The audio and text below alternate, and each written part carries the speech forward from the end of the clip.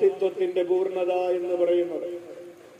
അവന്റെ ആരംഭം മുതൽ അവസാനം വരെയുള്ളതെല്ലാം ചേർത്ത് വെച്ച് ഒരപ്പമായി, റിയൽ പ്രസൻസ് ആയി, ഈശോയായി, തുടിക്കുന്ന ഹൃദയമുള്ളവനായി, കുത്തിപ്പിളർക്കപ്പെട്ട ഹൃദയമുള്ളവനായി അവൻ ഇവിടെ ഉണ്ടെന്ന് ഉറക്കെ വിളിക്കാം, ഈശോയേ.